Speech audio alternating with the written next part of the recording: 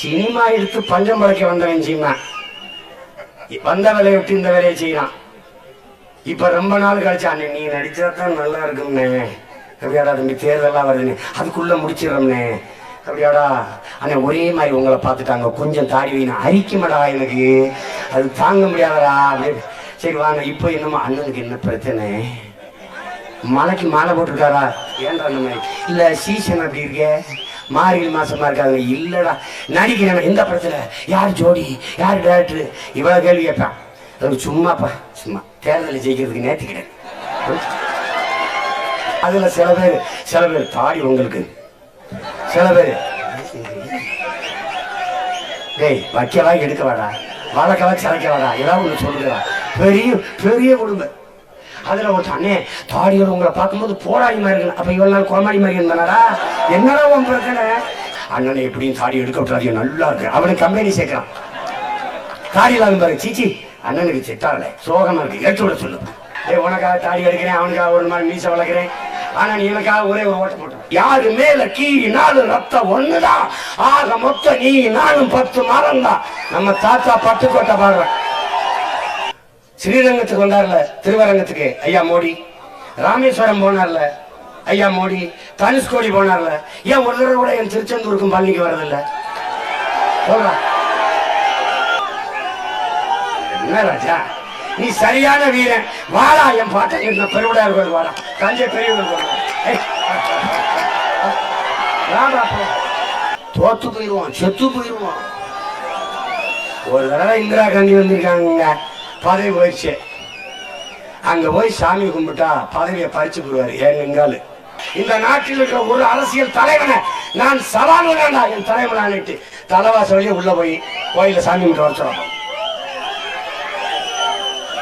நான் போய் கும்பிட்டேன், அங்க இருந்தாருல குருமா, சீமா யாருமே வரமாட்டாங்களே சீமா, நீங்க நேரா தலைவாச வழியே உள்ள வந்துட்டீல, எல்லாம் தூர நின்று தானே கும்பிட்டு போங்க, என்ன பிரச்சனையா, அதனால ஆட்சி கலைஞ்சிரும் என்றதே இல்லையே, அதனால செத்து போயிடுவாங்க. நான் கேட்டேன் அந்த குருக்கள்கிட்ட சொன்னேன், இங்க பாருங்க ஐயா, என் பாட்டனுக்கும் பகைவனுக்கும் தான் பிரச்சனை, பாட்டனுக்கும் பேரனுக்கும் ஒரு பிரச்சனை இல்லை.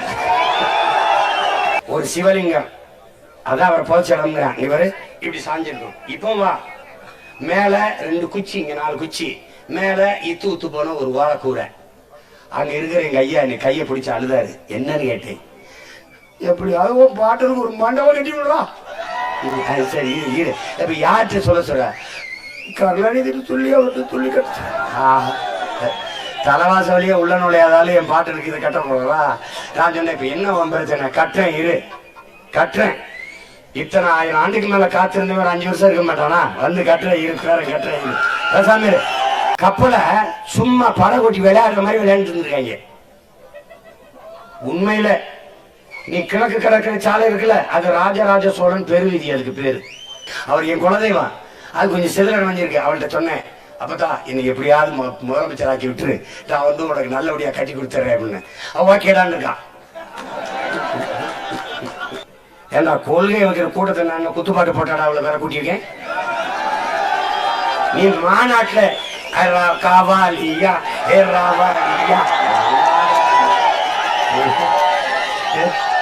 கூட்டம் நடக்கிறதுக்கு முன்னாடி அவங்க பணியனை போட்டுக்கிட்டு டாஸ்மார்க்ல கூட்டம் நடந்துகிட்டு இருக்கும்போது கூட்டத்தை கூட்டுறதுக்கு ஏ காவாலியா வா வா வான்னு அவன் போ போ போ அப்படின்னு போயிட்டு இருக்கான். எங்க போனாலும் பிரச்சனைகளை கேட்டு கேட்டு அண்ணனுக்கு மண்டை சூடாய் போச்சுட்டாங்க. இத்தனைண்டு மூளை நிறைய வேலை. நானும் உன்னை நேசிக்கிறேன். நான் ரொம்ப நாளா உன்னை நேசிக்கிட்டு தான் இருக்கேன். நீதான் என்னை ஒரு தடவை காதலாக்கி விட்டுட்ட. ஒன் சைடு லவ்வாவே ரொம்ப நாளா நான் லவ்யூன்னு சொல்லும் போதுதான் நீ ஹைட்டியூங்கிற. நானும் உன்னை விட்ட பாடில்லை. நானும் நல்லா தாடி எடுத்து பார்த்தேன், தாடியை வச்சு பார்த்தேன், டைட்டா சட்டை போட்டு பார்த்தேன், ஜீன்ஸ் போட்டு பார்த்தேன். இன்னும் லவ் பண்ற மாதிரி தெரியல. நான் உருகி உருகி உன்னை காதல் சுத்துறேன். நீ கஞ்சா குடிக்கிறவன், பான்பராக்கு போறவன், தண்ணி அடிக்கிறவன், அடுத்த தாலி இருக்கிறவன், முள்ள மாதிரி தரம் பண்றவன், கொலை பண்ணிட்டு ஜெயிலுக்கு போறவன் இவனை கல்யாணம் பண்ணிட்டு வந்துடுறேன். நீ முதலமைச்சராக ஆசையில தான் கட்சி ஆரம்பிச்சிருக்கியா? இல்லங்க, நான் முச்சந்திலிருந்து கத்திட்டே சாகிறதுக்கு தாங்க கட்சி ஆரம்பிச்சிருக்கேன். எண்ணற்ற புரட்சியாளர்கள் எம் இன முன்னோர்கள் தோன்றி இருக்கிறார்கள்.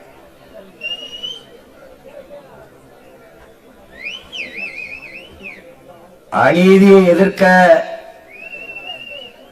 துணிவில்லாதவன் அதை சகித்துக் கொள்கிறான். தொடர்ச்சியாக சகித்துக் கொள்பவன் அடிமையாகிறான்.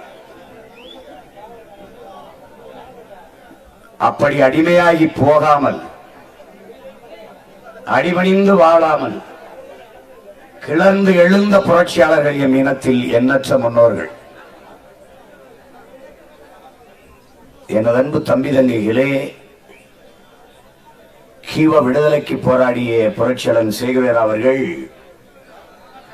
ஒருவன் காலில் விழுந்துதான் வாழ வேண்டும் என்கிற நிலை இருக்குமானால் நான் எழுந்து நின்று இறந்து போவேன் என்கிறார்.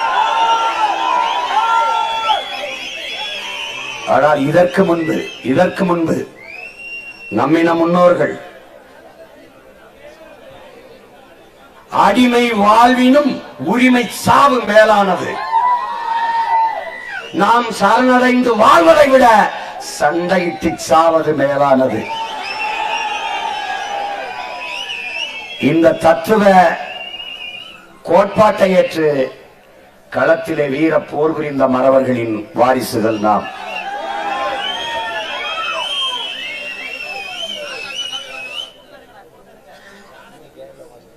இங்கே வெள்ளைக்காரர்கள் படையெடுத்து வந்து நமது இன்ன முன்னோர்களை தாக்கி அழித்து நிலப்பரப்பை கைப்பற்றிய போது நமது பாட்டன்கள் பூலித்தேவன், அழகுமுத்துக்கோன், சுந்தரலிங்கனார், பெரும்பிடுகு முத்தரையர், மான மறவர்கள், மருதிருவர்கள், வீர பெரும்பாட்டியார், வேலு நாச்சியார், நமது முப்பாட்டன் தீரன் சின்னமலை போன்ற வீர பெருமக்கள், எனிலும் இளைய என் தங்கைகளும் தம்பிகளும் ஆழ்ந்து இதை கவனிக்க வேண்டும். வெள்ளைக்காரன் பீரங்கி வைத்திருக்கிறான், வெள்ளைக்காரன் துப்பாக்கி வைத்திருக்கிறான், தொலை தூரத்திலிருந்தே குண்டுகளை வீசி கொன்று விடுவான். துப்பாக்கி வைத்திருக்கிறான், தொலைவில் இருந்தே நெஞ்சிலை தோட்டாக்களை செலுத்தி கொன்று விடுவான். சண்டைக்கு போனால் செத்து விடுவோம், சாவும் தெரியும். நமது பாட்டன் பாட்டி எல்லாருக்கும் தெரியும். நம்மிடத்துல வெறும் வேலும் வாளும் தான் இருக்கிறது. சண்டைக்கு போய் சாவோம் என்று தெரிந்தும் சண்டைக்கு போனார்கள்.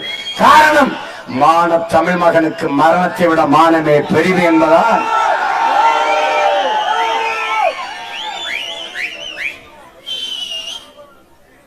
வீர போர் புரிந்த முன்னோர்களின் பிள்ளைகள் நாம். அதை நினைவில் வைத்துக் கொள்ள வேண்டும். அதே வீரம், அதே ரத்தம் எவனிடத்திலும் சரணடையவில்லை. உங்கள் பிள்ளைகள், நீங்கள் ஆழ்ந்து உங்கள் பிள்ளைகளை கவனிக்கணும். கட்சி தொடங்கிய காலத்தில் இருந்து தேர்தலை நிற்கிற களத்தில் எவரோடும் சமரசம் இல்லை, கூட்டணியும் இல்லை, நோட்டுக்கும் சீட்டுக்கும் எவரிடத்திலும் பேரவில்லை. சாவோ வாழ்வோ தனித்துத்தான், வெற்றியோ தோல்வியோ தனித்துத்தான். காரணம், நாங்கள் இந்த மண்ணின் பிள்ளைகள், என் மக்களிடத்தில் இருந்தே என் மக்களுக்காக வந்தவர்கள். நாங்கள் இந்த மண்ணை, மக்களை முழுமையாக நேசிக்கிறோம், முழுமையாக நம்புகிறோம். நாங்கள் யாருக்கோ அரசியல் செய்ய வந்தவர்கள் அல்ல. என்னை பெற்றவர்களுக்கு, எங்கள் உடன் பிறந்தவர்களுக்கு, அவர்களுக்கு அரசியல் செய்ய வந்தவர்கள்.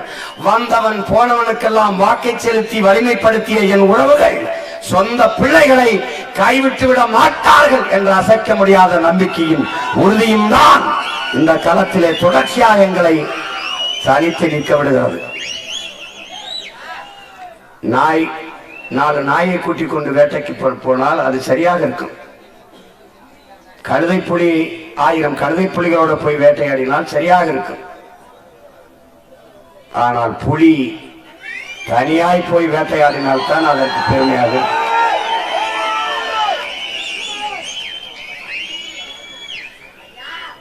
தோற்போம் என்று தெரிந்தும் போராடி தோற்றமான மறவர்களின் பேரங்க நாங்க.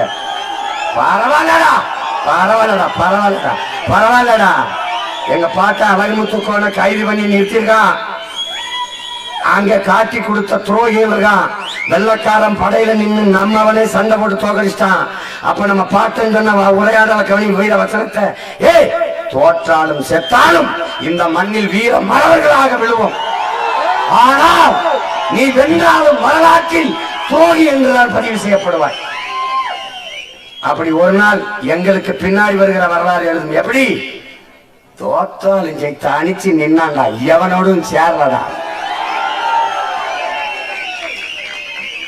என்னுடைய அண்ணன், எங்களுடைய வழிகாட்டி, எங்களுடைய முன்னத்திய புரட்சியாளர் பழனிபாபா அவர்கள்.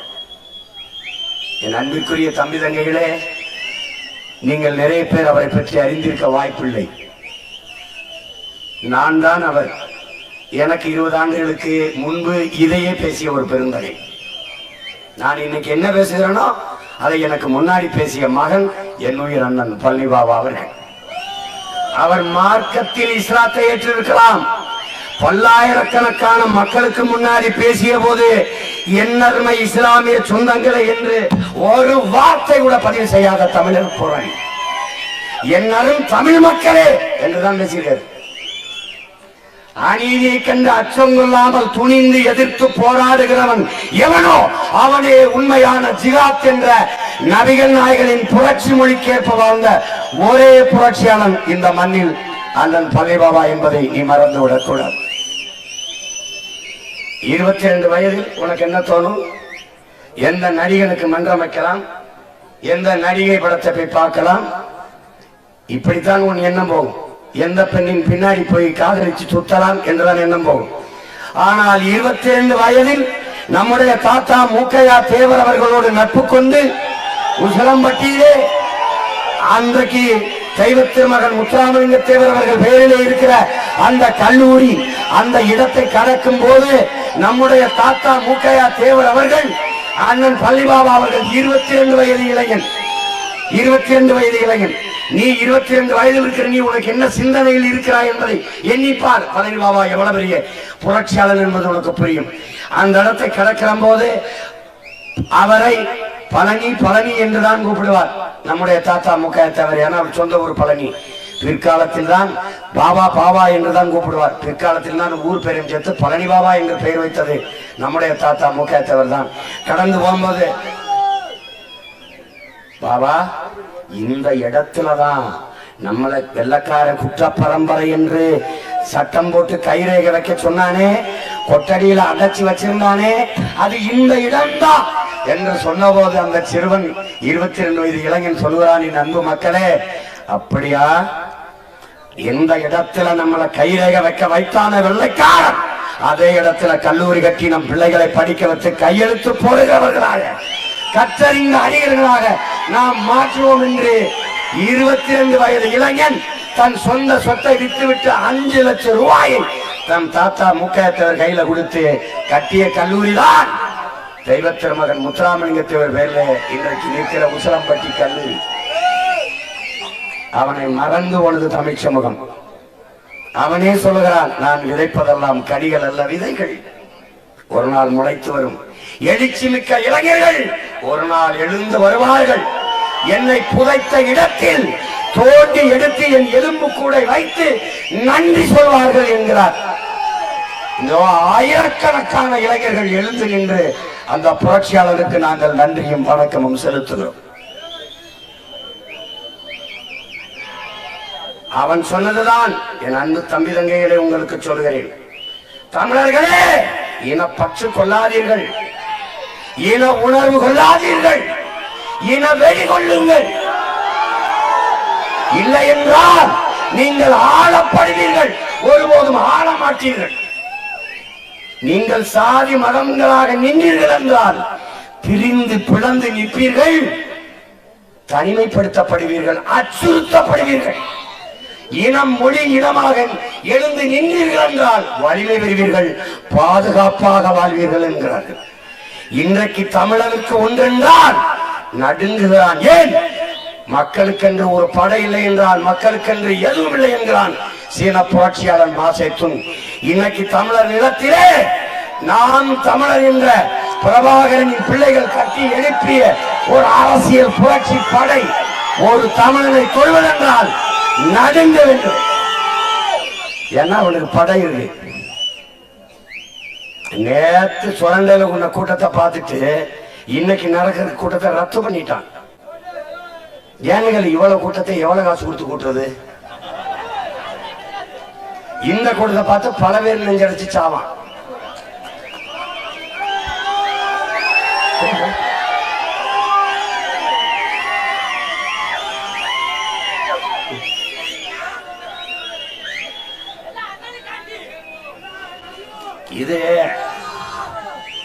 இது கொள்கைக்காக கூடுற கூட்டம், உணர்வு எழுச்சியில் ஒன்றிணைகிற கூட்டம். காலங்காலமாக வீழ்ந்து கிடக்கிற தமிழ் தேசிய பிள்ளைகள் தன்னெழுச்சியாக மேலெழுகிற கூட்டம். வெட்டிய மரத்தின் வேரில் இருந்து மொத்தமாக துளிர்ப்பது போல வீழ்ந்த தமிழ் பேரின பிள்ளைகள் மொத்தமாக கிளர்ந்து எழுகிற புரட்சி படை இது.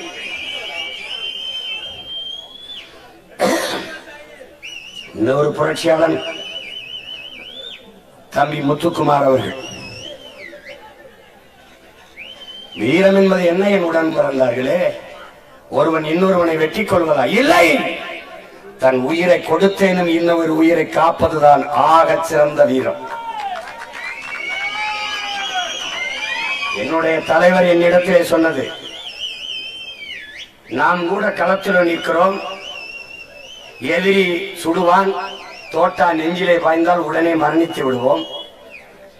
கழுத்திலே குப்பி இருக்கிறது, நச்சு குப்பி, சைனைடு. எதிரியிடம் சிக்காமல் சிக்கிவிடக் கூடாது, சிக்கினாலும் நம்ம இடத்திலே மரணத்தை உருக்கி நெஞ்சுக்கு முன்னாடி தொங்க விட்டிருக்கிறோம். எடுத்து கடித்தால் அடுத்த நொடி மரணம், இறந்து விடலாம். ஆனால் இதை வீரம், இதையும் விட ஆகச் சிறந்த வீரம் ஒன்று இருக்கு என் தம்பி. என்னது என்றால், உடலிலே நெருப்பை கொட்டி சிறுக சிறுக வெந்து வெந்து வெந்து வெந்து தன் உயிரை விடுகிற அந்த வீரம் இருக்கிறதே. அப்படிப்பட்ட வீரர்கள் தமிழ்நாட்டில் தான் எண்ணற்ற வீரர்கள் பிறந்தார்கள், இருந்தார்கள், இறந்தார்கள். ஆனால் அந்த வீரம் போற்றப்படவில்லை. மொழிக்காக செத்தவன் எத்தனை பேர் தீக்குளித்து, இனச்சாவை தடுக்க செத்தவன் எத்தனை பேர் தீக்குளித்து. அதிலே முதல் நெருப்பு என் உயிர் தம்பி அப்துல் ரவுப் அவர்கள் இனச்சாவை தடுக்க ஒரு வயலுக்கு நினைவு இருக்காது. அவன் அண்ணன் சீமான் வந்த தூக்கி தூக்கி தெருவுல சுத்தி முத்துக்குமார் எல்லாம் கைவிட்டு போயிட்டான். நான் விடுறதா இல்ல, நான் விடுறதா இல்ல. ஏனென்றால் அவன் பற்ற வைத்த நெருப்பை எங்கள் இதயத்துக்குள் எரிய விட்டு அணைய விடாமல் அடைகாத்து வைத்திருக்கிறோம். அதான்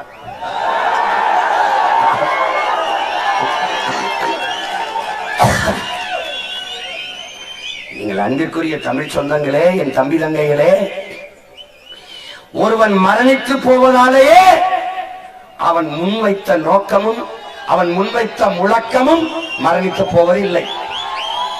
அதே போலவே பழனி பாபாவும் வீரத்தமிழ் மகன் முத்துக்குமாரும் மரணித்து போனதாலேயே, இறந்து போனதாலேயே அவர்கள் கொண்டிருந்த லட்சியமும் அவர்கள் முன்வைத்த முழக்கங்களும் அவர்கள் செயல்பாடுகளும் மரணித்து போவதில்லை. அதைத்தான் அவர்கள் பிள்ளைகள் நாங்கள். முத்துக்குமார் பற்ற வைத்த நெருப்பு, அவன் உடலிலே எரிந்த நெருப்பு இன்று ஒவ்வொரு தமிழ் மகனின் இதயத்துக்குள்ளும் உள்ளத்திலும் எரிகிறது, சுடர்விட்டு எரிகிறது, பற்றி எரிகிறது என்பதை நீங்கள் நினைவில் வைத்துக் கொள்ளும். இது அநீதியை, அக்கிரமத்தை, தீமையை, ஊழலை, லஞ்சத்தை, சாதியை, இழிவு, தீண்டாமையை, அடக்குமுறை, ஒடுக்குமுறையை, பசி, பஞ்சத்தை, வறுமை, ஏழ்மையை, மதுமக போதையை எல்லாவற்றையும் எரித்து பொசுக்கும் என்பதை அறிவார்ந்த தமிழ் சமூகத்தின் தம்பி தங்கிகள் கவனத்தில் வைத்துக் கொள்ள வேண்டும்.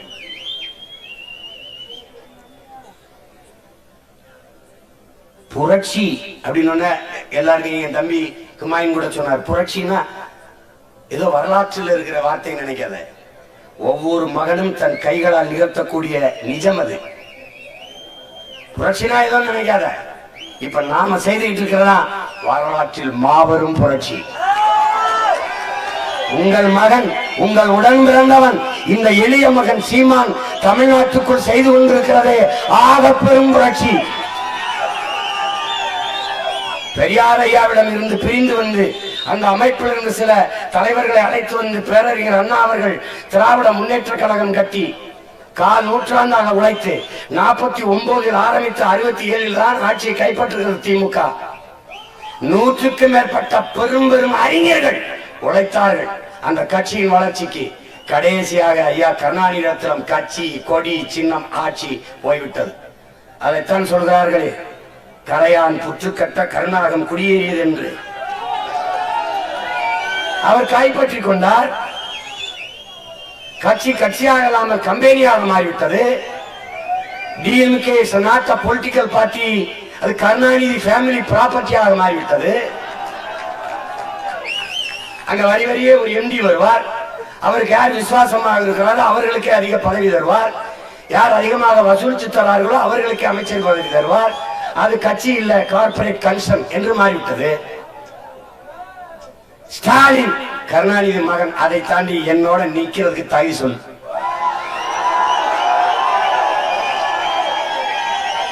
சொல்லு. ஸ்டாலினே ஒரு கட்சி ஆரம்பிச்சா அவர் குடும்பத்திலேயாவது யாராவது சேர்ந்திருப்பாங்களா? சொல்லுங்க. ₹1 காசு கொடுக்காமல் ஒரு ஓட்டு உங்களால் வாங்கி கட்ட முடியுமா?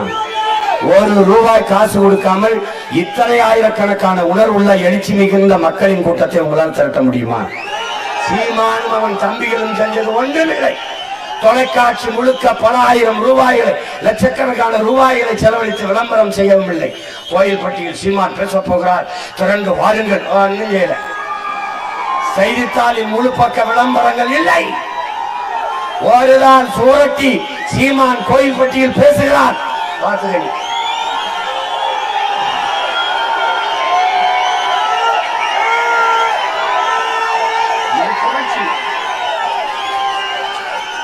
கருணாநிதி மகன் ஸ்டாலின், ஸ்டாலின் மகன் உதயநிதி. வேற தகுதி?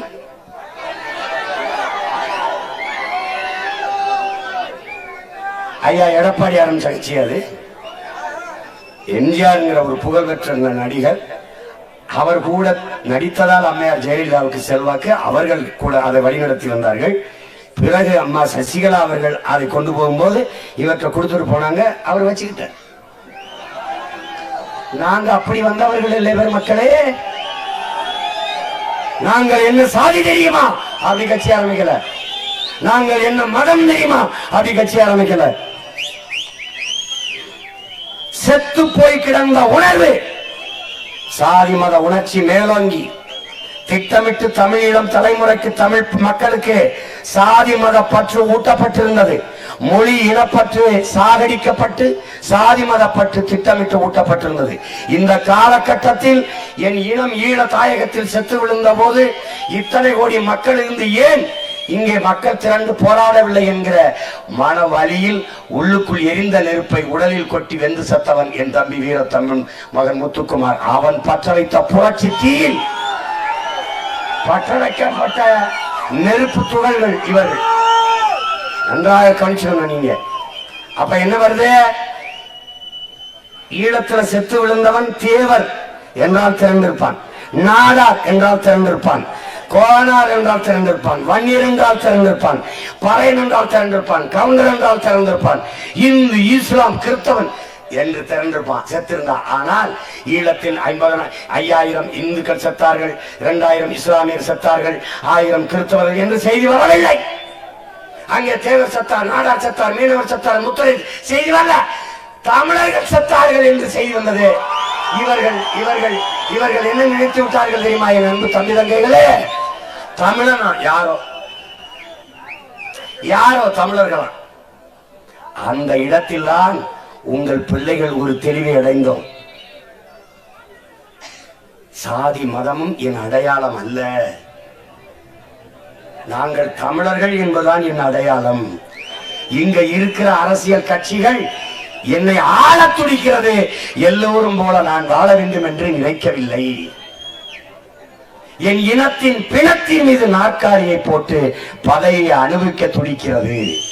இவர்களை ஒழிக்காமல் என் இனம் விடுதலை அடையாது, பெருமையோடு வாழாது என்று முடிவெடுத்து விட்ட பிறகுதான் நாங்கள் தேவரும் அல்ல, நாடாரும் அல்ல, கோணாரும் அல்ல, முத்தரையரும் அல்ல, கவுண்டரும் அல்ல, வன்னியரும் அல்ல, நாங்கள் தமிழர்கள் என்று மேலெழுந்து கிளர்ந்து எழுந்து. இதுதான் வரலாற்றில் பெரும் புரட்சி. வரலாற்றில் பெரும் புரட்சி. என் அன்பு தம்பி தங்கைகளே, நன்றாக கவனியுங்கள். திமுக அதிமுகவுக்கு தேவேந்திரர் எல்லாம் போடுவான்.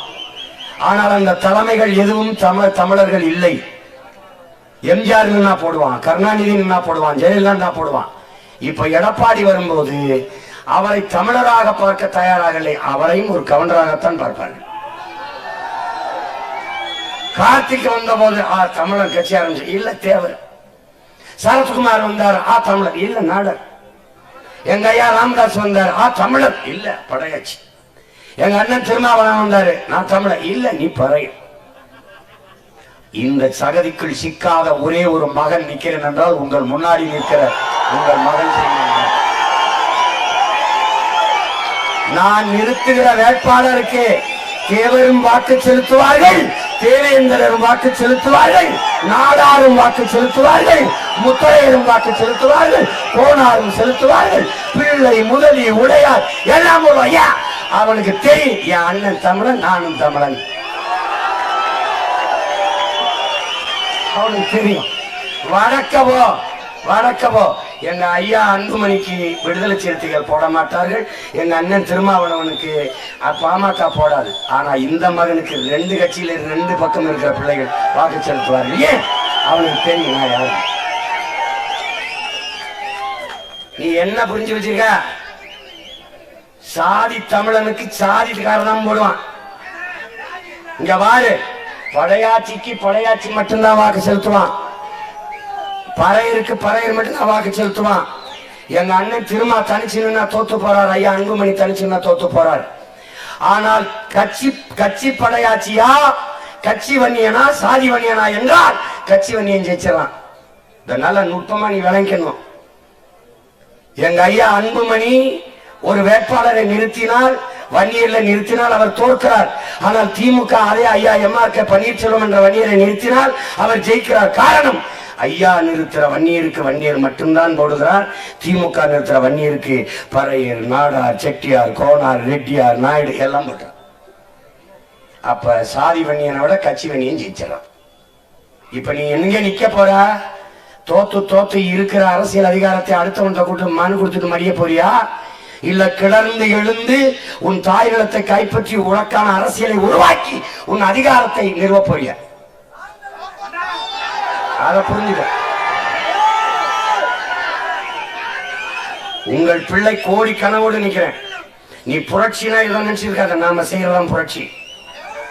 அதை நல்லா கவனிச்சுக்க. புரட்சி என்பது தம்பி கண்ணாயன் குறிப்பிட்டார்ல, நான் பேசுறதா புரட்சி என்பது உடன் பிறந்தார்களே ஒரு தலைகீழ் மாற்றம். பெரும் கரும் பாறையை ஒரு சிறிய கடப்பாறை உண்டு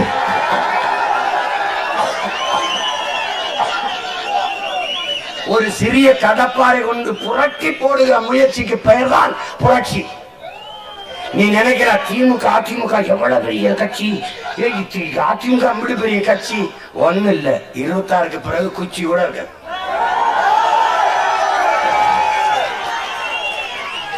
வெல்ல முடியாத படை என்ற ஒன்றே உலக வரலாற்றில் இருந்ததில்லை. புரட்சியாளர் ஸ்டாலின் சொல்றான். இந்த ஸ்டாலின் இல்ல, ரஷ்ய அதிபர் ஜோசப் ஸ்டாலின்.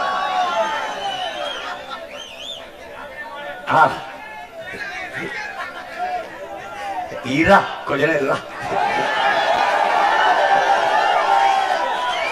என்னை விட எல்லாரும் வேகமா இருந்தீங்கன்னா நான் ரொம்ப கஷ்டப்படுவேன்.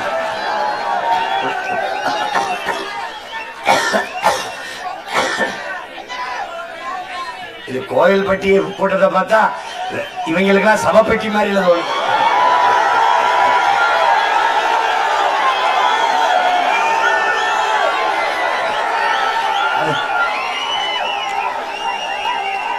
அப்படிலாம் ஒண்ணும் கிடையாது. தம்பி தங்கிகள் சொல்லும் பாரு, எங்களை ஒண்ணும் பண்ண முடியாது.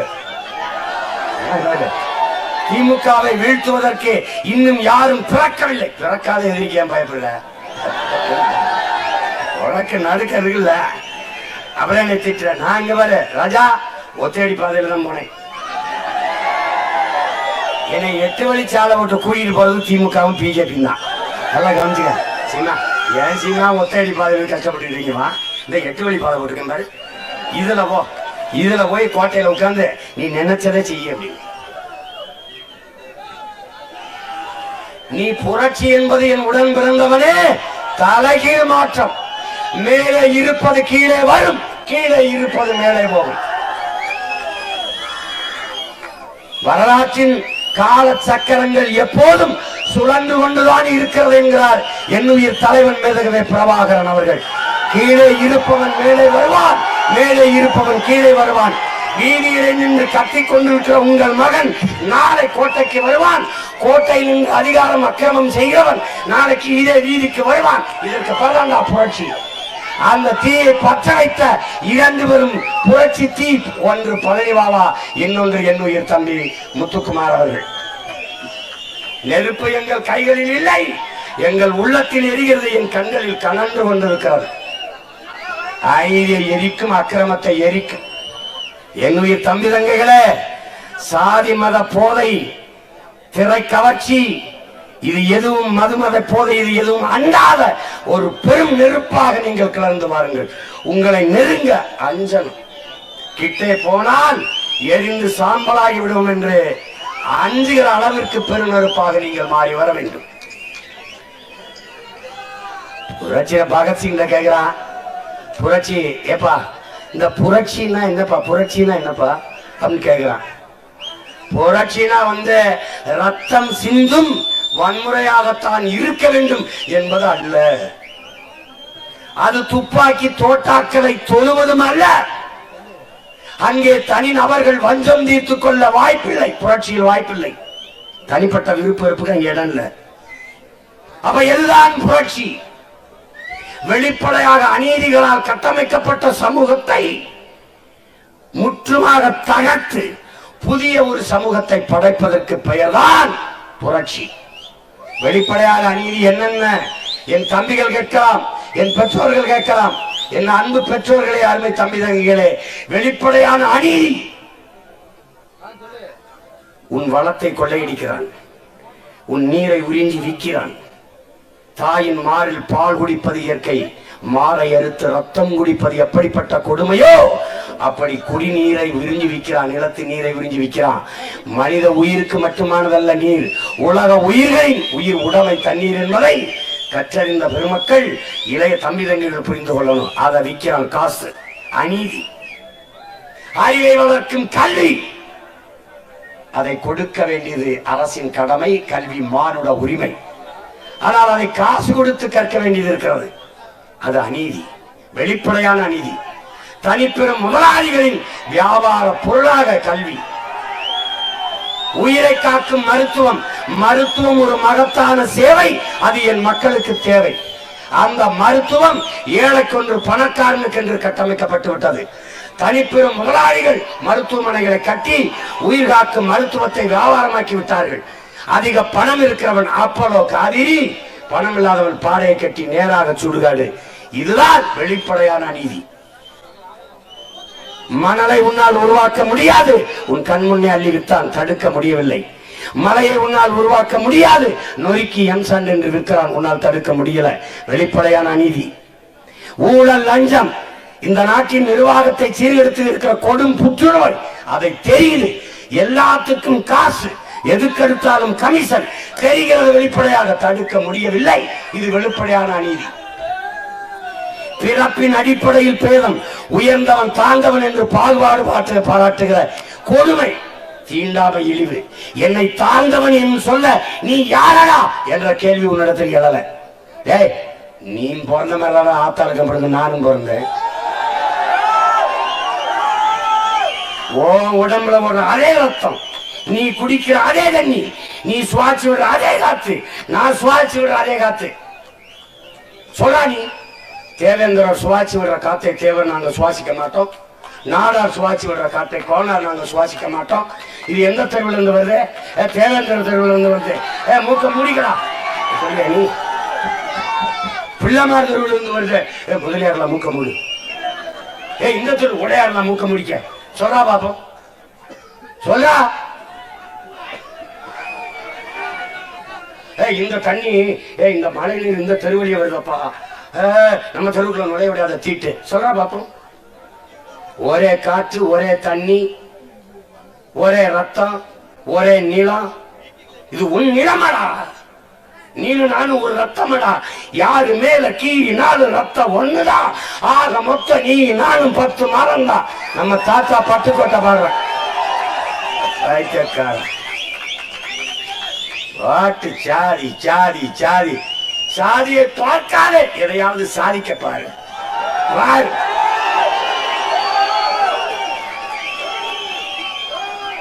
மண்புழு பத்தி படிடா. மனித வாழ்க்கைக்கு எவ்வளவு பயன்படுதுன்னு. இந்த மதம் ஜாதி என்ன மைக்குக்கு பயன்படுதுன்னு ஒரு தடவை பாடுறா. எல்லாம் ஒரு தடவை பாடுறா. இந்த மரம் உனக்கு எவ்வளவு பயன் தருது, உன் மதம் என்ன பயன் தருது சொல்றா. மேடை விட்டு இறங்கி போறேன், ஒரு தடவை சொல்ற சொல்லுவா. இந்த மரம் உனக்கு மழையை பெற்று தருது, இந்த மரம் உனக்கு மூச்சு காற்றை தருது. மதம் என்ன மைக்கலா தருது. கும்பலுக்கு உனக்கு எதுக்கு சாமி? சரி, நான் கேட்கறது பதில் சொல்றேன். ஸ்ரீரங்கத்துக்கு வந்தார்ல, திருவரங்கத்துக்கு ஐயா மோடி, ராமேஸ்வரம் போனார்ல ஐயா மோடி, தனுஷ்கோடி போனார்ல, ஏன் ஒரு தடவை கூட என் திருச்செந்தூருக்கும் பழனிக்கு வரதில்ல சொல்றா. சாராவிரா சோக்கால் இந்துடா, என் முருக இந்து கடவுளா இல்லையா சொல்றேன். என்ன ராஜா, நீ சரியான வீரன். வாடா என் பாட்டை பெருவிடையார் கோயில் வாடா, தஞ்சை பெரியவர் கோயில்.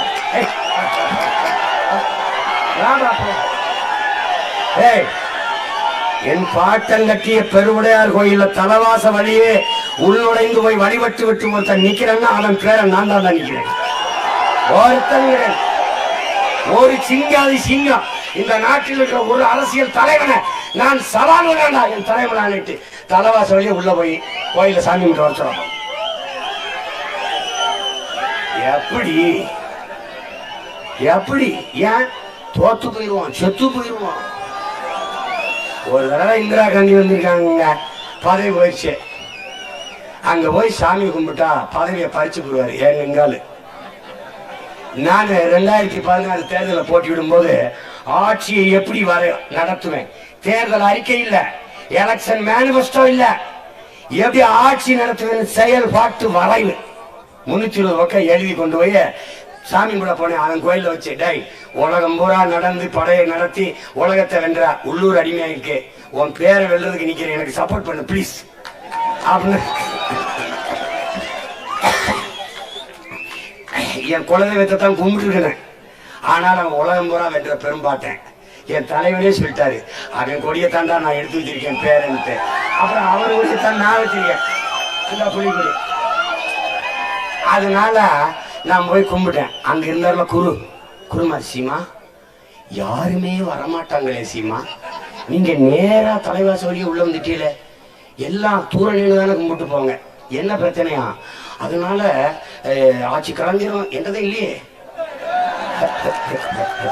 அதனால செத்து போயிடுவாங்க.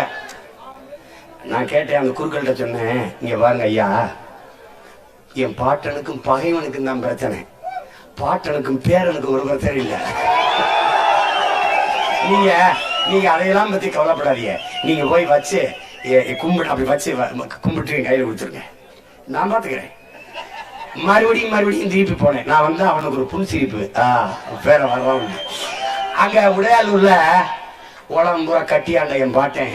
உங்களால நம்ப முடியாதே, ஒருத்தர் கோபமா கத்துறேன். நான் இதெல்லாம் பார்த்துட்டு நான் உயிரோட தீவிரவாதி ஆகாம இருக்கிறது பெரிய விஷயம், பயங்கரவாதி ஆகாம இருக்கிறது பெரிய விஷயம். நான் ஜனநாயகவாதியா இருக்கிற மாதிரி பாத்துக்கிறேங்க.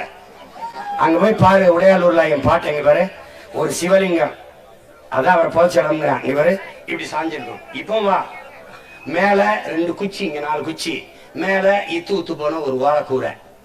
அங்க இருக்கிற எங்க ஐயா என்னை கையை பிடிச்சு அழுதாரு. என்னன்னு கேட்டேன். எப்படியாவது பாட்டுக்கு ஒரு மண்டபம் கட்டி விடுறா. சரி இப்ப யார்கிட்ட சொல்ல கருணாநிதி சொல்லி அவர்கிட்ட சொல்லி கட்ட தலைவாச வழியே உள்ள நுழையாதாலும் என் பாட்டு இருக்கு, இதை கட்ட போடுறா.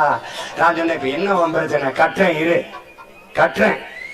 இத்தனை 1000 ஆண்டுக்கு மேல காத்திருந்தவன் 5 வருஷம் இருக்க மாட்டானா, வந்து கட்டுறேன் இரு கட்டுறேன் இரு பேசாம இரு. கட்ட மாட்டான், கட்ட சொல்ல பாப்போம். அதே மாதிரி அவன் மையன் அரசேந்திரன் மிகப்பெரிய வீரன், ஏய் இந்து கடல் இருக்கடா, சோழன் ஏரிடா, சோழன் லேக்குன்னு வரலாற்றுல பதிவு இருக்கு. சோழன் ஏரி கப்பலை சும்மா படை கொட்டி விளையாடுற மாதிரி விளையாண்டு இருந்திருக்காங்க. உண்மையில நீ கிழக்கு கடற்கரை சாலை இருக்குல்ல, அது ராஜராஜ சோழன் பெருவீதி, அதுக்கு பேரு. இப்ப ராஜீவ்காந்தி சாலை, கருணாநிதி சாலை. நான் வந்தேன்னா அது ராஜராஜ சோழன் பெருவீதி. ராஜா ராஜா ஒவ்வொரு வினைக்கும் எதிர்வினை இருக்கு ராஜா. இன்னைக்கு ஓங்கால பந்து இருக்கு அடிக்கிற, நாளைக்கு ஏங்கால பந்து எடுத்து அடிப்பேன். நீ ஓடி ஓடி அடிச்சு கிட்ட போய் கோல் போடுவ, நான் இங்கிருந்து அடிச்சு ஸ்ட்ரைட்டா அனுப்புவேன் கோல்.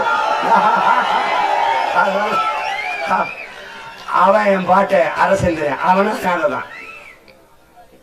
போய் பாரு, ஒரு குடிச்சவர்ல கிடக்குறான். எங்க ஆத்தா, எங்க பாட்டி வீரப்பெரும் பாட்டி யாரு, எனக்கு வீரமாகாளி தான் குலதெய்வம். அவள் இப்படித்தான் கிடக்குறான். 1800 ஆண்டுக்கு முன்னாடி என் பாட்டை கூன் பாண்டியன் கோயில் கட்டியிருக்கான். அந்த குரு சுராது, அப்பெருவுடையார் கோயில் உங்க ராஜராஜ சோழனுக்கு மூத்தவரும் உங்க தாத்தா கூன் பாண்டியன், அவர் என் குலதெய்வம். அது கொஞ்சம் சிதறல் வஞ்சிருக்கு. அவள்கிட்ட சொன்னேன், அப்பதான் என்னை எப்படியாவது முதலமைச்சர் ஆக்கி விட்டுரு, நான் வந்து உனக்கு நல்லபடியா கட்டி கொடுத்துறேன் அப்படின்னு. அவ கேடான்னு இருக்கான். அதெல்லாம் நீ ஒண்ணும் கவலைப்படாத. நீ ஓட்டே போடலன்னா நான் வென்றுவேன் தெரியுமில்ல. எப்படின்னு கேளு, உன்னால போடாம வாழ முடியாது. நீ சோறு பசிக்குதுன்னு வச்சுக்கிறேன், அப்படியே மங்களா ஒரு போக்கஸ் அவுட்ல நான் முகம் தெரியும். இப்ப இருக்கிற தாடி வச்ச முகம் இல்ல, இது கொஞ்ச நாள் இருக்கும் போயிடும். அந்த முகம் சீமா முகம் வரும். தண்ணி இல்ல, விவசாயம் விளையல, சீமா முகம் வரும். அப்ப வருவேன். ஒண்ணும் கவலைப்படாத. நீ கோயிலுக்கு காலை நேர்ந்து விட்டுருக்கீல, அது மாதிரி இந்த இனத்துக்கு என்ன எங்க ஆத்தாப்ப நேர்ந்து விட்டுருக்கான். நீ கவலையே படாத. நான் உறுதியா வெல்லுவேன். ஏன்னா சத்தியத்தின் மகன். எனக்கு முன்னாடி என் முன்னவர்கள் இந்த மண்ணுக்கு மக்களுக்குமாக போராடி செத்தது உண்மையானால், அவர்கள் சுவாசித்த காற்று இந்த காற்றிலே உழவது உண்மையானால், அந்த வீரம் செய்த மூச்சு காற்றை அவன் பிள்ளைகள் நாங்கள் சுவாசிப்பது சத்தியமானால், இந்த மண்ணை நாங்கள் வெல்லுவோம். ஒரு நாள் தூய தமிழர் ஆட்சியை இந்த மண்ணிலே நிறுவோம். தமிழ் வாழும், தமிழர் ஆளுவான். இதுல எந்த மாற்றம் இல்லை.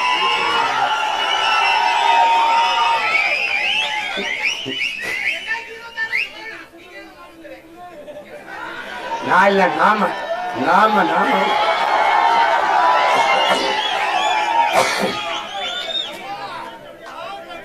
அப்ப வெளிப்படையாக அநீதிகளால் கட்டமைக்கப்பட்ட சமூகத்தை தகர்க்கணும்னா அதுக்கு புரட்சி. நீங்க நினைச்சு பாருங்க, எல்லாரையும் போல வாழ வேண்டும் என்ற கனவு முத்துக்குமாருக்கு இருந்திருக்கும்ல. எல்லாரையும் போல வாழ வேண்டும் என்ற கனவு 50,000 வீர போராளிகளுக்கும் இருந்திருக்கும்ல ஈழதாயகத்தில். எல்லாரும் தம்பி தங்கைகளே, அந்த நாடு ஈழ தமிழ் மக்களுக்கான நாடு என்று எண்ணி விடாதீர்கள். வரலாற்றின் பாதையிலே பயணியுங்கள். அது உலகெங்கும் பரவி வாழக்கூடிய 12 கோடி தமிழ் தேசிய மக்களின் தேசம்.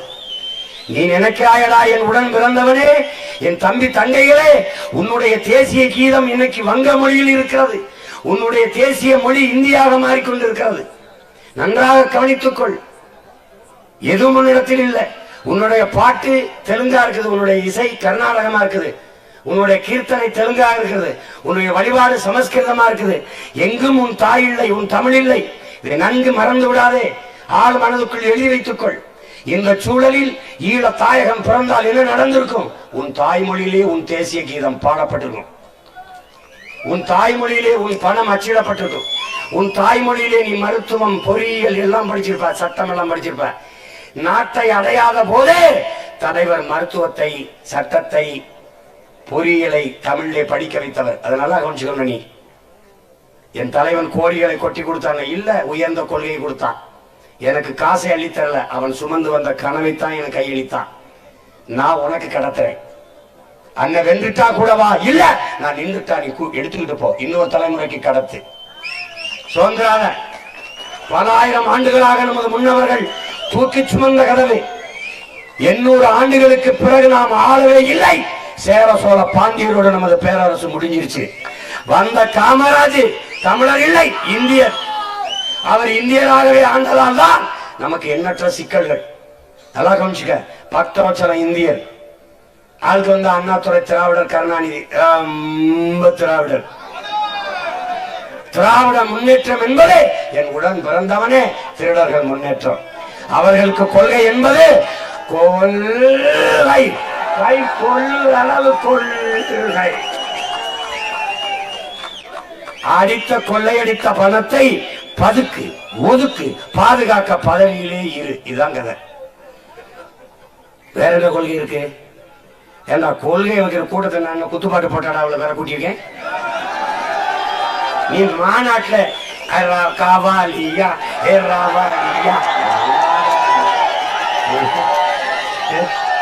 கூட்டம் நடக்கிறதுக்கு முன்னாடி அவங்க பணியனை போட்டுக்கிட்டு டாஸ்மார்க்ல கூட்டம் நடந்துகிட்டு இருக்கும்போது கூட்டத்தை கூட்டுறதுக்கு ஏ காவாலியா வா வா வான்னு அவன் போ போ போ அப்படின்னு போயிட்டு இருக்கான். அப்புறம் கொஞ்ச நேரம் கழிச்சு அவர் பேச ஆரம்பிக்கும் போது 3 சீட்டு கதை. மது மாது சூது இது 3ஐயும் ஒழிக்கிறோம்னு அவங்க வந்தாங்க. டேய் மதுக்கடை எப்படி ஒழிப்பாசிங்க எப்படின்னு பாரு. கொடுத்து பாரு. ஒரு 5 வருஷம் கொடுத்து பாரு. கொடுத்து பாரு என்ன பண்றேன்னு பாரு. என்ன பண்ணுவா சீமான்? அவனுக்கு ஒவ்வொரு தேசிய இனத்திற்கும் மது இருக்கு. ஒவ்வொரு தேசிய இனத்திற்கும் மது இருக்கு. உலகம் போற ரஷ்யானா வோட்கா இருக்கு, அங்க சாம்பன் இருக்கு, அங்க என்ன சொல்றது இந்த ஒவ்வொரு நாட்டுக்கும் ஒண்ணு இருக்கு. ஒயின் இருக்கு. இப்படி ஒண்ணு ஒயின திராட்சையில தயாரிக்கிறான், உருளைக்கிழங்குல தயாரிக்கிறான், அரிசியில தயாரிக்கிறான், கோதுமையில தயாரிக்கிறான். ஒவ்வொரு நாட்டிலையும் ஒரு தேசிய மதுபானம் வச்சிருக்கான். நான் தமிழ் தேசியம், எனக்கு ஒரு மதுபானம் இருக்கு. என்ன மது? என்ன மது? கல்லுங்கிற வார்த்தையை தூர தள்ளு. பணம்பால், தென்னம்பால், மூலிகை சாறு. எதுக்கு கல்லு கல்லுன்னு சொல்லிருக்கா? கல்லுனாமே நம்ம பாட்டம் பாடிட்டான். விடா கல்லு கிடையாது. பணம்பால், தென்னம்பால், மூலிகை சாறு. டேய் ஒன்ட்ட ஒண்ணு கேட்கிறேன்டா அண்ணன் உரிமையோட. இவ்வளவுண்டு அருகம் சொல்றான். இதை சாரை குடிச்சா ஹெல்த்ரா, உடம்புக்கு நல்லதுங்கிறான். கோதுமை புல்லு இதை குடிச்சா உடம்புக்கு நல்லதுங்கிறான். பனைமரம் தென்னை மரம் எவ்வளவு பெரிய புல்லுடா. அது பாலை குடிச்சா அப்படி ஃபுல்லா இருக்கும். இங்க பாரு தம்பி, உலகத்துல எந்த மதுவை குடிச்சாலும் நீ போதும்னு சொல்ல மாட்டா ராஜா. மட்டையாயி மல்லார் வரை குடிப்ப. ஆனா என்னோட மது இருக்குல்ல, பனம்பால் தென்னம்பால் இருக்குல்ல, 2 லிட்டருக்கு மேல தான் போதும்ன்ற. ஏன்னு கேளு, அது மது அல்ல, உணவின் ஒரு பகுதி. நீ இங்க பாரு, பணம் எவ்வளவு கொடுத்தாலும் குடு குடு குடு, தங்க எவ்வளவு கொடுத்தாலும் குடு குடு, வைரம் எவ்வளவு கொடுத்தாலும் குடு குடு, சாப்பாடு போடு, போதும் தெரியுமா? போதாப்பத்தா என்ன போதும்னு சொல்றது சோறு ஒண்ணுதான், அதுக்கப்புறம் கல் ஒண்ணுதான். நீ மதுவை குடி, இந்த பனம்பால் தென்னம்பால குடி, நீ எவ்வளவு பெரிய கொம்பு குடியா மிடா குடியா இருந்தா 2 லிட்டருக்கு மேல குடிக்க முடியாது. நீ 200 ரூபாய் சம்பாரிச்சான்னு வச்சுக்க, 2 செம்பு 10 10 20 ரூபா. சைடிஸ் சுண்டலும் வடையில ஊறுக, அது ஒரு 10 ரூபா, முடிஞ்சு போச்சு. 50 ரூபாய்க்குள்ள முடிச்சுட்டா மீதி 150 வீட்டுக்கு கொண்டு போவேன்.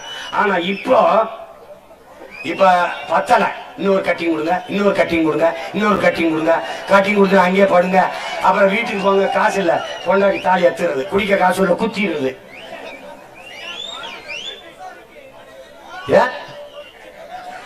அதனால நாம வர்றோம், கல்லு கடையை திறக்கிறோம், பனம்பால் தென்னம்பால் மூலிகை சாறு இதை மூடுறோம். காசு விடுறா, வேற வழி இருக்குடா. பால் 9 லட்சம் கோடிக்கு பாலின் சந்தை மதிப்பு. உனக்கு ஆந்திரால இருக்கு அண்ணன் வந்தா நானே மாடு வளர்ப்பேன். முதலமைச்சர் எங்க இருக்காரு? மாட்டுப்படியில் நிக்கிறாருங்க கோயில்பட்டியில. அங்க வாடா, நான் நெத்திய சொரிஞ்சுக்கிட்டு வாழ இருக்க உண்ணிய பிடிங்கிட்டு வந்து பாடுறா. மாடு என் செல்வமடா, மாடாடா. கேடில் விழி செல்வம் கல்வி ஒருவருக்கு மாடல்ல மற்ற இவையில் வாடிக்கிறார் என்னுடைய வேதம். மனிதனுக்கு கல்விதான் செல்வம், ஆனாலும் மாடும் நம் செல்வம் எங்க பாட்டனார் வள்ளுவ பெருமகன். நீ ஏதோ மாடு நினைச்சிருக்க, என் உடன் பிறந்தவன்டா. உசல்மட்டியில வந்து பாடுறா, ரேஷன் கார்டுல அவன் பேர் இருக்கும் கருப்பு. யாரு? காலைடா. குடும்ப ஒளிப்படம் இருக்குல்ல, குடும்ப படம் இருக்குல்ல, அதுல நடுவாள நின்னுக்கிறான்டா காலை. எங்க கூட பிறந்தவன். நீ நினைச்சுக்கிட்டு 5000 ஆண்டுகளா எங்க கூட இருக்கான். நீ சேட்டை பண்ணிட்டு இருக்க. மாடு வளர்க்கறது கேவலம், ஆடு மாடு மேய்க்கிறது கேவலம், வேளாண்மை செய்யறது கேவலம்னா என்னையெல்லாம் கேட்கிறேன். என்னங்க படிச்சவன் விவசாயம் பார்க்கலாமுங்க, படிச்சவன் ஏன் சாப்பிடணும்? அவர் தான் படிச்சுட்டார்ல, பசிக்காம இருக்கணும்ல, படிக்காம இருக்கணும்ல. அவர் எம்ஏ எம்ஃபில், அவர் டாக்டர். டாக்டர் காலையில் சாப்பிடாம கிளினிக்கு போவார? என்ன தம்பி, என்ன தம்பி, தம்பி சந்திரமண்டலத்துக்கு சந்திராய அனுப்புற விஞ்ஞானி இருக்கான்ல, அவனுக்கு சோறு எங்க அப்ப விவசாயம் தான் அனுப்புற ராஜா. அதை நல்லா கவனிச்சு. நீ நிலத்துக்கு முன்னாடி போய் நான் ஏன் தெரியுமில்ல சந்திரமண்டலத்துக்கு சந்திராயன் அனுப்புற சைன்டிஸ்ட் போய் அனுப்பிடுவான்.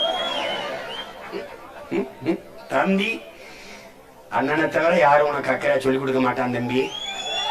நானே இப்ப உன்ட ஓட்டி காட்டி வந்தேன்னு வச்சுக்க, வீட்டுக்கு ஒரு கார் கொடுக்குறேன், வீட்டுக்கு ஒரு மோட்டர் பைக்கு, வீட்டுக்கு 5 செல்போனு, வேற என்ன வேணும் எல்லாம் சொல்லணும் நம்ம சொல்லிட்டு ஆட்சிக்கு வந்தவரு காதல பஞ்சு வச்சுட்டு போயிட்டு இருக்க வேண்டியதானே. என்ன கேட்ட? உதயநிதி ஸ்டாலின் ஐயா ஸ்டாலின் சொன்னதெல்லாம் நிறைவேற்றிருக்காங்களா? கூட்டுறவு வங்கி கடனை நாங்கள் வந்தால் தள்ளுபடி செய்வோம், நீங்கள் வைத்த நகை அடமானம் வைத்த நகைகளை திருப்பி தருவோம், நீங்கள் நகை வைத்திருந்தால் உடனே அடமானம் வைங்கள், நாங்கள் வந்தால் திருப்பி தருவோம். பேசினாரா இல்லையா? இதை நம்பி அடமானம் வச்சவன் தெருவில் இருக்கான். எங்க ஏன் திருப்பி தரல? ஏன் திருப்பி தரல? இவங்க நம்ம கேட்கறதையும் செய்ய மாட்டாங்க, கேட்காத செய்வீங்க. பெட்ரோல் செலவு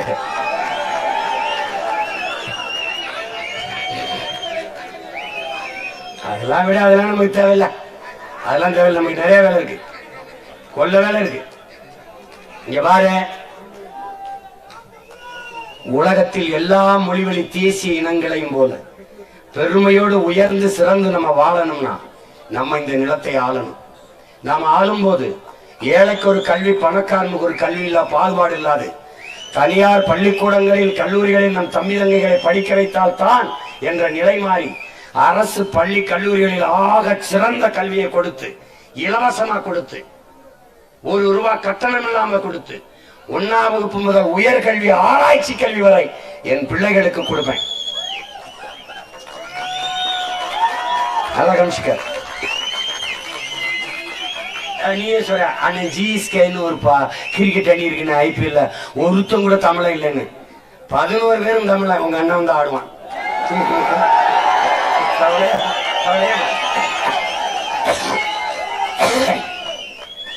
எங்க போனாலும் பிரச்சனைகளை கேட்டு கேட்டு அண்ணனுக்கு மண்டை சூடாய் போச்சுட்டாங்க. இத்தனைண்டு மூளை, நிறைய வேலை. இங்க பார்க்க சொல்றான்.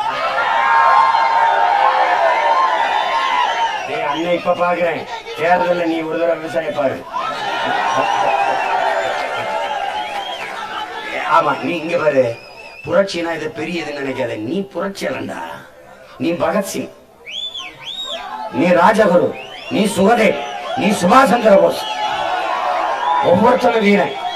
நீ ஏன் நீ வந்து மாபெரும் வீரன். நீ உனக்கு சோல் வருதா? நீ நம்ம பாட்டம் பிடித்தவன் ஒரு தடவை நினைச்சு பார்த்துக்க. மருதவன் அலர்முத்து கொண்ட பாரு, சுந்தரலிங்கம் பாரு. சுந்தரலிங்கம் அப்படிங்கிற சொல்ல நீ பாக்குற. நீ அப்படி வெள்ளையத்தவன் ஒரு தடவை நினைச்சு பாரு. அப்படி பெருமையாயிடா. நாங்கெல்லாம் டே போடா போடா. சும்மா நீ வந்து சோம்பிக்கிட்டு. முதல்ல இந்த ஸ்டாலின் படம், உதயநிதி படம் இதெல்லாம் கல்வி வச்சிருக்காங்க. அவனெல்லாம் போடா போடா. என் பிள்ளைல பாடுறா, என் தலைவன் படத்தை வச்சுட்டு தெரியும்.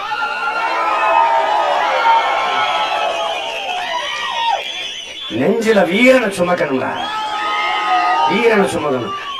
வெட்டி வேலை, வெட்டி சவடால் விடணும் பார்க்க கூடாது. நாங்க மோடிக்கு அஞ்ச மாட்டோம், ஈடிக்கு அஞ்ச மாட்டோம். அப்பயும் அப்பா ஒரு காலில் மயம் ஒரு காலில் கட்டி பிடிச்சிக்க. இந்தியாவில் இத்தனை மாநிலம் இருக்கு, எந்த மாநிலத்தில் அது விளையாட்டு போட்டி தொடங்க, நலத்திட்டம் தொடங்க மோடியை கூட்டிட்டு வந்துருக்கான்னு சொல்றேன். பாரதிய ஜனதா ஆளுநர் மாநிலத்தில் அந்த அரசு சேர்ந்தது இல்லை. ஜஸ்ட் போட்டியா வாங்க please please please. Khelo India வாங்க வாங்க. கேலோனா இந்தியில விளையாட்டு. அப்ப போன தடவை ஹிந்தி தெரியாது போடாங்க. ஆட்சிக்கு வந்தா ஹிந்தி தெரியும் வாடாவா. நானும் உன்னை நேசிக்கிறேன்.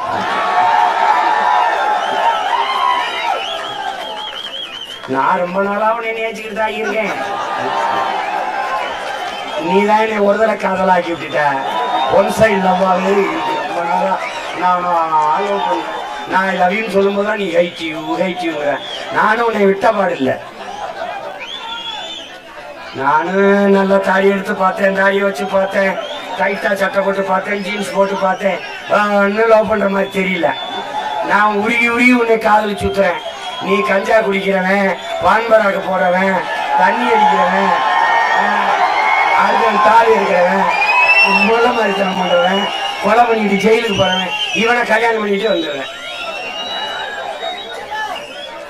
நானும் சலிக்காம திருப்பி எத்தனை காலம் உன்னை நானும் சைட் அடிச்சுட்டு இருக்கேன்.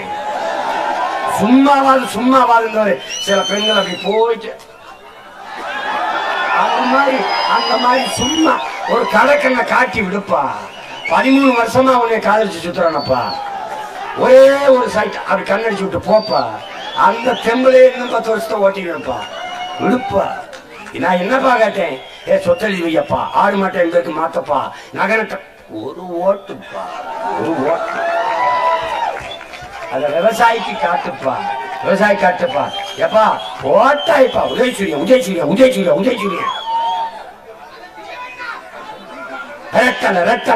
ரெட்டலை போட்டாய்ப்பா. போட்டா அவன் வீட்டுலதான் கிடக்கிறது, நம்ம வீடு இருந்து கிடக்கப்பா. தயவு செய்துப்பா ஒரே ஒரு தடவை. டேய் விவசாயிக்கு நீ ஓட்டு போடலடா, நீ மானச சொல்றீங்கடா.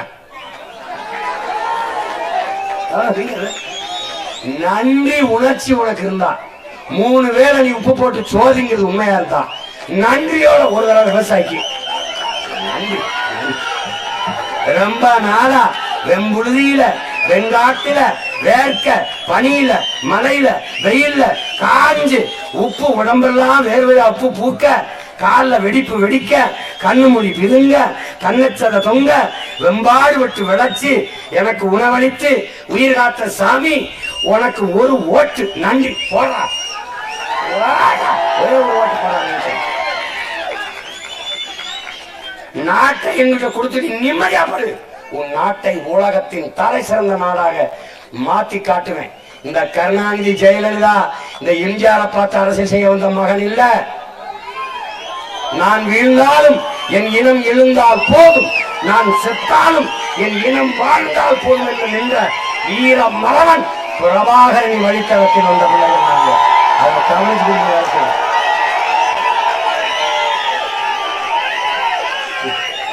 உலகத்துல எத்தனை புரட்சியாளர்னா Fidel Castro, மாசே திங்கு, Ho Chi Minh, Che Guevara, Malcolm X, Martin Luther King, எத்தனை பேர் வந்தாங்க.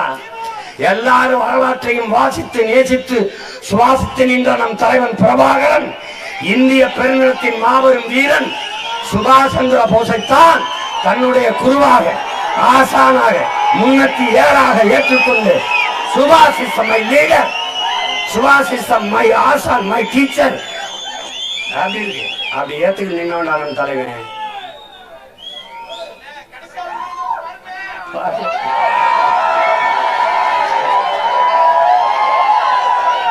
நீ இப்பெல்லாம் முடிக்க போற போது 5,000 பேரை கொண்டுட்டு போயிடுவேன்டா. நானே வெறி கொண்டிருக்கேன், நீ வேற ஏற்றி விடாத. ஏய் இப்ப இன்னைக்கு ஆரம்பிச்சுக்கு நான் 2 மாசம் இதே மாதிரி கத்திட்டு போகணும்டா, சுத்தி போகணும். நான் போயிட்டேன்னு நினைச்சு படுத்துறாதப்பா, எல்லாம் படுத்து போயிருப்பா. தயவு செய்து வேலை செய்யப்பா. போப்பா, அம்மாட்ட பேசுப்பா, அக்காட்ட பேசுப்பா, தங்கச்சிட்ட பேசுப்பா, தம்பிகிட்ட பேசுப்பா. எப்பா தயவு செய்து ஒரே ஒரு ஓட்டை விவசாயிக்கு போட்டிருப்பான்னு சொல்லுப்பா. இல்லைன்னா உயிரோட தூக்கி எங்களை சுடுகாட்டில் போட்டிருப்பா, நிம்மதியா போறேன்ப்பா. என்னைய கேட்பான், சீனா நீ முதலமைச்சராகிற ஆசையில தான் கட்சி ஆரம்பிச்சிருக்கியா? இல்லங்க நான் முச்சந்திலிருந்து கத்திட்டே சாகிறதுக்கு தாங்க கட்சி ஆரம்பிச்சிருக்கேன். ஏண்டா நாய் பேயெல்லாம் நாட்டாண்டுச்சு என் மண்ணை. இந்த மண்ணின் மகன்டா, மான தமிழ் மகன்டா, மான தமிழச்சி மாறல பால் குடித்த வீர தமிழ் மகன். நான் இந்த நிலத்தை ஆளக்கூடாதா? சரா இந்த நாட்டுல தலைவன் ஒரு தடவை என்னோட தர்க்கம் பண்றான். நான் ஒரு 1/2 மணி நிமிஷம் 1/2 மணி நேரம் பேசிட்டு கீழே இறங்குறது. ஐயா ஸ்டாலின் ஒரு 1/2 மணி நேரம் பேசணும், ஐயா எடப்பாடி ஒரு 1/2 மணி நேரம் பேசணும், தம்பி அண்ணாமலை ஒரு 1/2 மணி நேரம் பேசணும், தம்பி உதயநிதி 1/2 மணி நேரம் பேசணும். எல்லாம் பேசிட்டு இறங்கு. எவன் பேசுறது சரியா இருக்கும் அவனுக்கு போட்டு மக்கள் ஓட்ட.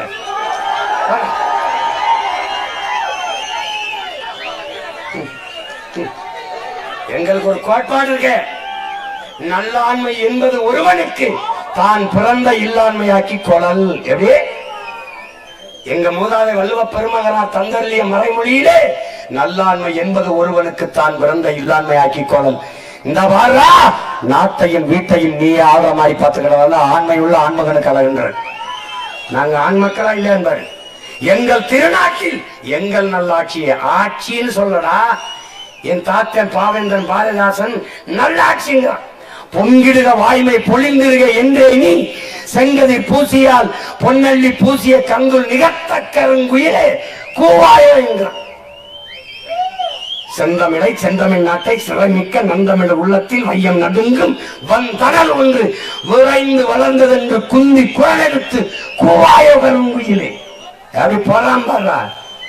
சிங்கத்தின் குகைக்குள் சிறு நரிக்கு இடம் கொடுத்தோம். சிறுநரி யாருன்னு உனக்கு தெரியும், சிங்கம் யாருன்னு உனக்கு தெரியும். சிங்கத்தின் குகைக்குள்ளே சிறு நரிக்கு இடம் கொடுத்தோம். செந்தமிழ் நாட்டின் உரிமை இழந்தோம். பொங்கும் உணர்வில் எழுந்தமிழ் அரசு போர் தொடங்கிட்டு கொட்டடா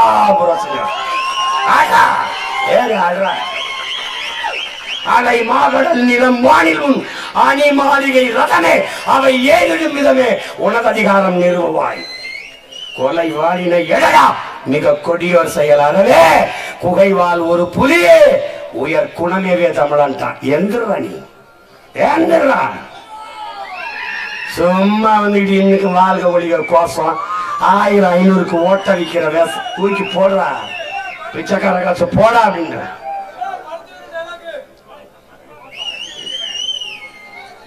அடிச்சு விட அண்ணன் இருக்கேன் கூட. நீ நடந்து போ, அஞ்சாத.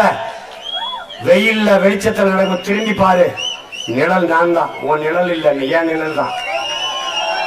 இருட்டுல போறியாடா, உன் நிழல் உனக்கு தெரியலையா? நம்புடா, அப்ப கூட உன் பின்னாடி நான் வருவேன்டா. வரும். கருப்பு பிடிச்சா விடாதும்பா, இந்த கருப்பு நீ விட்டாலும் விடாது. நான் கூடவே இருப்பேன். தைரியமா இரு, தூக்கி போடு. நீ தேவரா விடாது அங்க, தேவேந்திரா விடு அங்க. அண்ணன் வேணுமா இங்க வா. யாரு கேட்டா திமிரி சொல்லு, நான் தமிழன் சொல்றா. முறுக்கறி நில்றான். உனக்கு பயமா இருக்காடா, போடா. பாட்டன் புளிச்சவன் கோட்டைக்கு போடா. ரொம்ப பயமா இருக்கா, போடா. சுந்தரலிங்க நினைவிடத்துக்கு போடா. போடா. தீரன் சின்னமலை போய் கும்பிடா. போடா. பாட்டி வேலுநாச்சியாரி போடா. மருதாண்டிக்கு போடா. குட்டிச்சோறு மாதிரி கோட்டை வச்சிருக்கான்னு நினைக்கிறியாடா? கும்பிட இடத்த உங்க அண்ணன் வந்து கட்டண்டா. கண்ட கண்ட காவாலி பயில் இருக்க கடற்கரையில கல்லறை 2 கோடியில் இருக்கும்போது என் பாட்டை முப்பாட்டு கட்ட மாட்டாங்களா? Don't worry, be happy. I am always with you. Don't worry.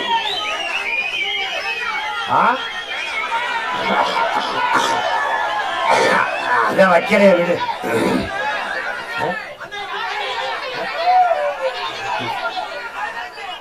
வைக்க மாட்டாங்க, வைக்கலேதான் விடுறா. ஏண்டா மொத்த சமாளியே உடைப்பீங்க, பேனா நான் உடைக்க போறது நான் இருப்பேன், உடைக்க போறது நீ தான். வந்து வண்டியில் ஏறி உடைப்பேன். உடைக்கும் போது உடைக்கிறாங்கன்னு நான் ஸ்டெர்லைட்டுக்கு எதிராக போராடும் போது 15 பேரை சுட்டியில நீ வா. நான் உடைக்கும் போது போராட நீ என்ன செய்தியோ ராஜா, அதை நானும் செய்வேன். நீ என்ன சட்டம் தன் கடமையை செய்வேன்னு கேட்பாங்க. என்ன சட்டம் தன் கடமையை செய்யும்? அதை ஆழ்ந்துக்க தமிழ்நாடு அரசு கவனத்தை எடுத்துக்கிறது. இந்த செயலை, கொடுஞ்செயலை அரசு கண்டிக்கிறது. குற்றச்செயலில் ஈடுபட்டவர்கள் உடனடியாக நடவடிக்கை எடுக்கப்படுவார்கள், தண்டிக்கப்படுவார்கள். ஓகே, போயிட்டு வரேன். இதை தாண்டா 60 வருஷமா எங்கிட்ட பேசிட்டு இருக்கிறீங்க. அந்த வசனம் நல்லா மனப்பாடம் ஆயிடுச்சு. அதே திருப்பி உங்ககிட்ட ஒரு பேச்சு விட்டு போறோம். என்ன எங்கே கேட்ட வசனமா இருக்க? ஆனா படுவாங்க. நீ பேசுனதாண்டா 60 வருஷமா நீங்க பேசுறதா? தம்பி, ஆளுக சின்ன சின்ன ஆளுக தம்பி, வேலை ரொம்ப சீரியஸா பண்ணுவோம். சொல்லுவாங்க, கடுகு சிறுத்தாலும் காரம் போகாதுன்னு. யாரோ சார் இனி இவங்களுக்கு நான் தேவையில்லை, அவங்களே பார்த்துப்பாங்க. அவங்களே பார்த்துப்பாங்க. ரத்தம் ஓடுதுலங்க அப்படியே.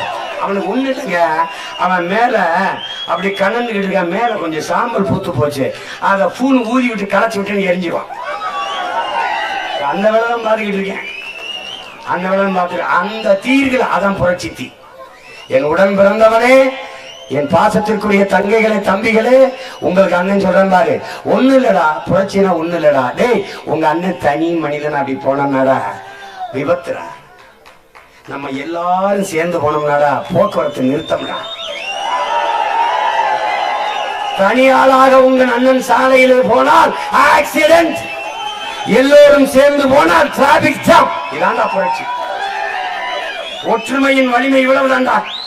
வீட்டுல சிமிலி வளர்க்கு மெழுகுவர்த்தி வாய்கிட்ட இருந்து ஊதுற காத்து பூ அணைஞ்சிருமடா, அணைஞ்சிருமடா. இவ்வளவுதான்டா. இதே நெருப்பு, இதே சிறு நெருப்பு அடர்ந்த காற்றுக்குள் பற்றி எரிகிற போது, பற்றி எரிகிற தீயை எந்த காற்று சிமிலி விளக்கில் இருக்கும் போது ஊதி அணைத்ததோ அதே காற்று ஊதி ஊதி வளர்க்கும். இதுக்கு பேரு தான்டா புரட்சி. நீ பத்தவைடா, பற்றி எரியும்டா.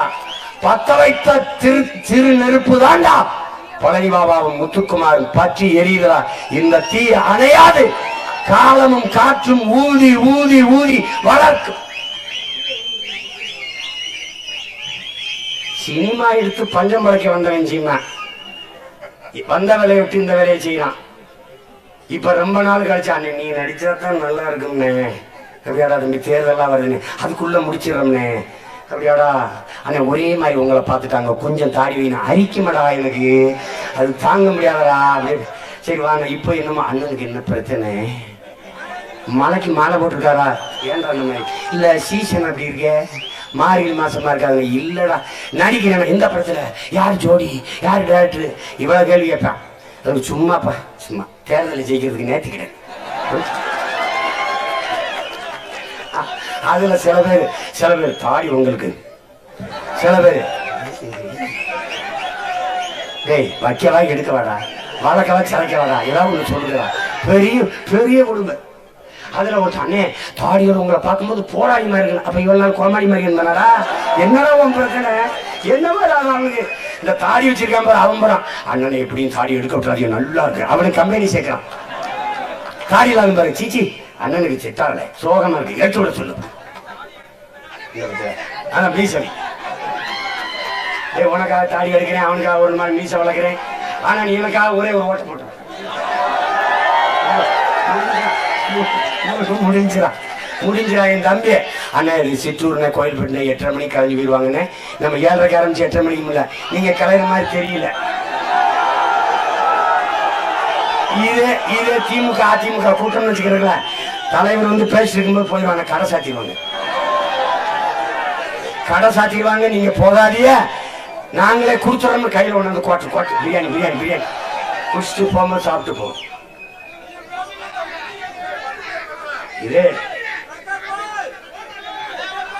இது மான தமிழர் கூட்டம். இது கொள்கைக்காக கூடுற கூட்டம். இது கட்சி தாண்டி காசு தாண்டி கடமைக்கு கூடியிருக்கு. இது தமிழ் தேசிய விடுதலைக்கு வந்த புரட்சி படை.